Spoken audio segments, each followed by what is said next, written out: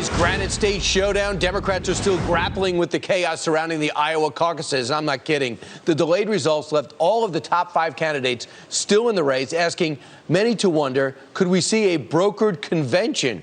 Here to weigh in are pollsters and Fox News contributors, lovely people. I added that in. It wasn't in the prompter. Lisa Boothe. I saw it. It came out. And it said especially awesome, the two of them. Yeah, that's what I saw. Let me give her a proper introduction. Lisa Boothe, she demands that, and Kristen Soltis Anderson. Welcome to both of you.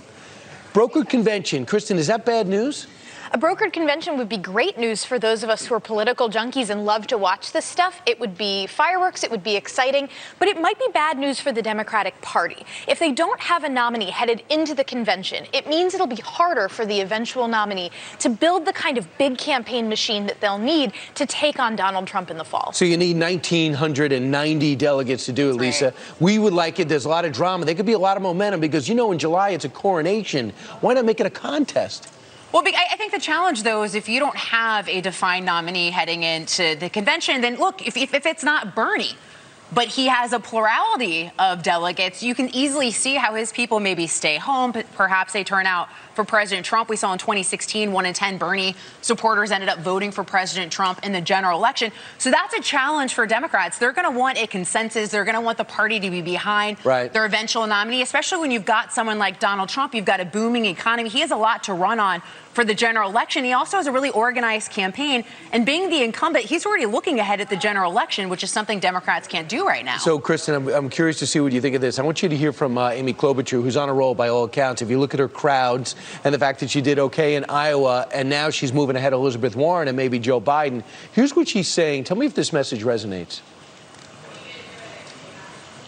So for so many people who don't agree with everything that's said on that debate stage, I don't agree with everything that's said on that debate stage.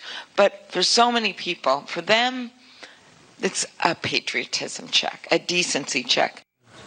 And it's, I don't like socialism check. She put her hand up. The only one. The only one to put her hand up. And I think she is really understanding the fact that so many Democratic voters care deeply about electability, that's consistently one of the #1 things that Democratic voters say they're looking for. They want someone that they think can win in November. And Bernie Sanders, on the one hand, has a very devoted core of supporters. I don't think it's impossible that he could win, even with that socialist label. But he definitely has positions far to the left of your normal, mean American voter. And so Amy Klobuchar sort of understanding that is trying to make the pitch, hey, Democrats, vote for me. I'm with you on the issues, but I'm also someone that voters in the middle could go for.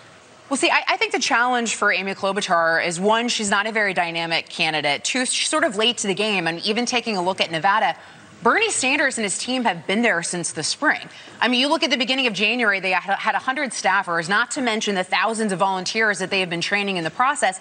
Klobuchar's team said they have about 100 people spread out between New Hampshire and Nevada. So she's a little bit late to the game in building that campaign apparatus in some of these states, especially looking ahead of Nevada, South Carolina, and Super Tuesday, whereas Bernie Sanders, not only does he have the enthusiasm angle, he is a dynamic candidate, but he also has the infrastructure already put in place in these important key states. And I have news for you. It seems like if Klobuchar finishes strong in momentum, she stays.